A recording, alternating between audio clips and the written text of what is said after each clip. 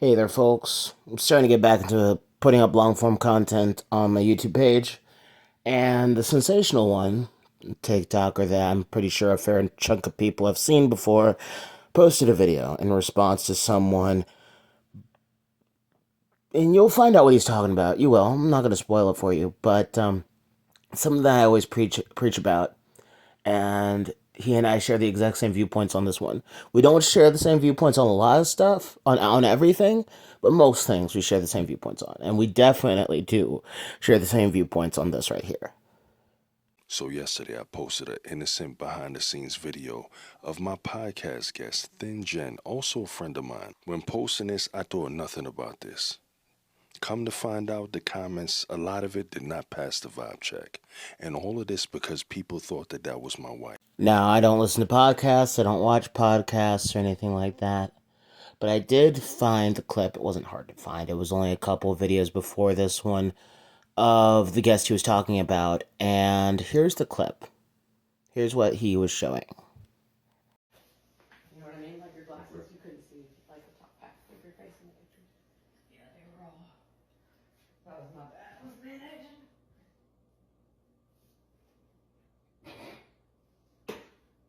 You laughing at me? This is how we do it.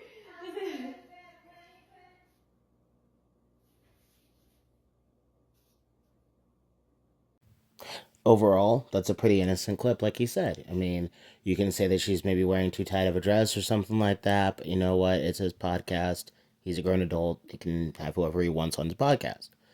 But the feeling of that whole video is pretty dang innocent. Simple as that. Now, what are people complaining about? What is the massive issue with that video? Because I saw nothing wrong with that video from a vibe check standpoint, from an energy standpoint. Nothing wrong with that video at all. That would have warranted a comment that looked like this. I just don't get it. I don't get it, but let's proceed to find out what is the issue. So I had to go back later in the video and pin the comment saying that this is not my wife. And it wasn't until after I posted this that I started seeing comments like this. The only thing disappointing is that it's 2025 and grown adults are still with this mindset. We still live in a world where everything is black versus white, where there's still plenty tension between black and white. Yep, that's what happened. Comments regarding a black man with a white woman, who's his friend, by the way. Friendship is still allowed in this world, right? I don't know. But like you said, even if it was his wife, why would that matter? As a clearly biracial man myself, you can see in my very beautifully done photo that I'm biracial. I think multiple races getting together is beautiful. It's a beautiful, beautiful thing. But we still have people with this ugly mindset of, hey, you can't be with that white lady, or hey, you can't be with that black man. I have friends on TikTok that are in interracial relationships that get attacked and harped on 24/7, all because it's an interracial relationship or an interracial couple. We need to grow up from this, guys. Right. So why not when you see two people of different races come together to do something positive? Why can't that be celebrated? Why is it always the assumption that he's a sellout?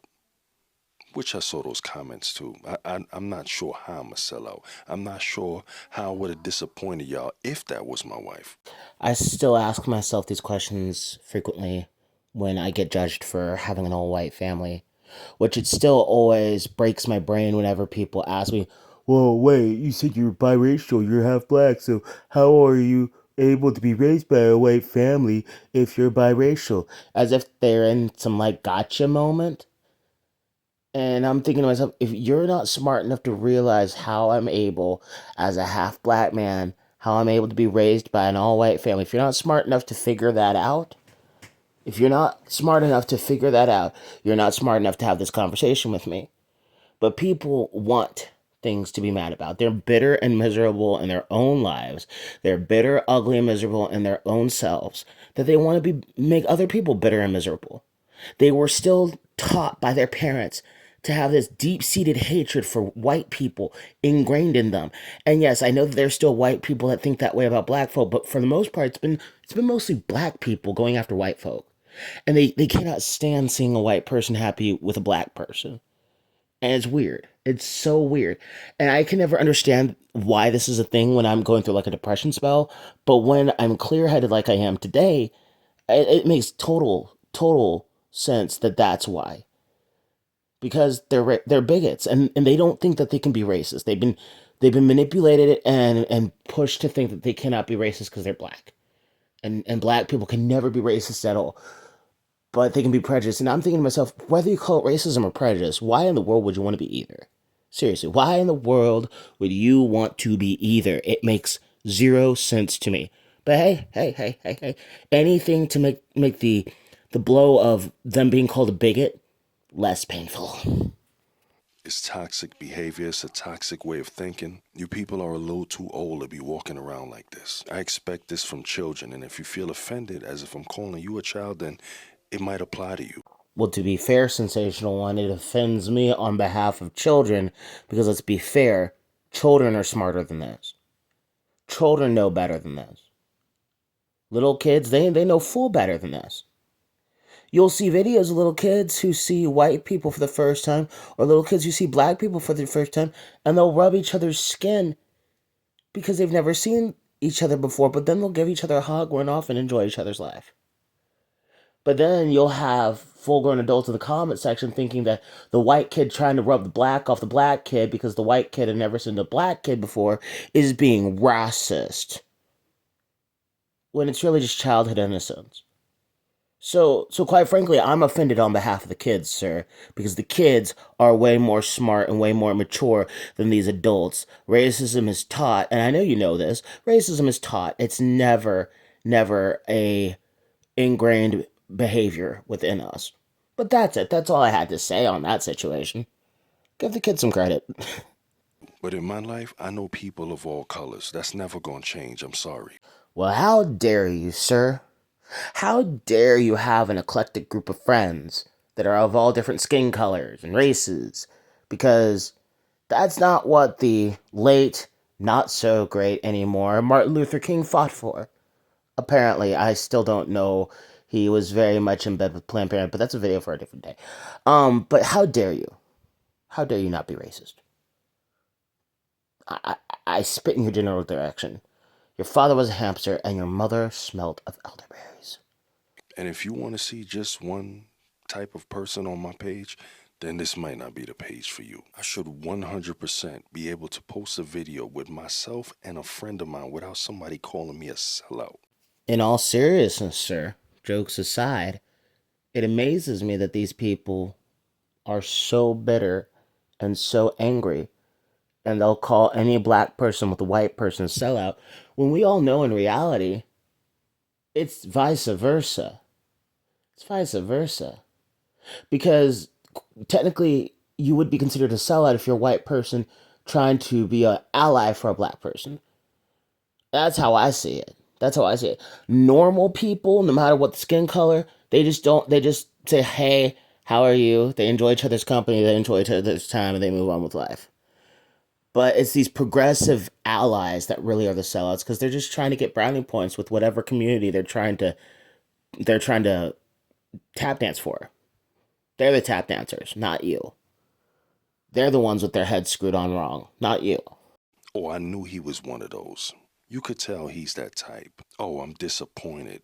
I know exactly where these people are in life because you 100% cannot move forward with this kind of mindset. And y'all gonna be stuck there forever. So I'm disappointed in y'all. Do better. Respectfully, of course. No. And this right here is everything that I've stated in my life.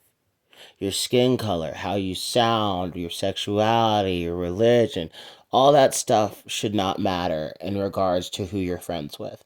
What matters in regards to who you're friends with is, are they decent people? Can you trust them? Will you be able to give them the shirt off your back in an instant? Those are the types of things that you should look for in friends. The fact that people are still being divisive and still being this ugly in 2025 about people's skin color and people of different races getting together, it's ridiculous. See, these are the same people that will constantly harp and scream and shout to the heavens that white people are racist and white people are holding the black man down. But when you see a black man thriving, you will always find ways to put him down. It's like the lyrics to Jesus Loves Little Children. Red and yellow, black and white, they are precious in his sight. Jesus loves the little children of the world. Now you can take that song and remove Jesus out of the message and still get the same meaning. Everybody's precious no matter what your skin color is. And we learn this as kids in school if we have parents with their heads screwed on straight. If we don't have parents with their heads screwed on straight and they still want to be divisive, well, then we just had sad parents. But usually we're able to grow and learn that our parents were wrong on this situation and have a completely awesome time learning about different cultures, different races, all this other stuff. I will finish with this. There is a woman on TikTok that came on my FYP, and she's Hawaiian, and she made me cry because she did an amazing job dancing to Hawaiian roller coaster ride. No. Was not Hawaiian roller coaster ride. It was the very first scene in Lilo and Stitch. The very first hula scene. I forget what um that song was. It was a do do do do do do do do do do do do do do do do, that song. But she was dancing to it, and I got to DM her and just tell her how much I appreciated it and how much she made me feel good. And she educated me on a little bit of what the song was because she had it translated into English. And I was very honest with her. I said, the lyrics are beautiful in Hawaiian, but in English, they kind of, I was a little confused and it kind of made me chuckle. And she didn't take any offense to it because I was trying to learn. But that's how America should be.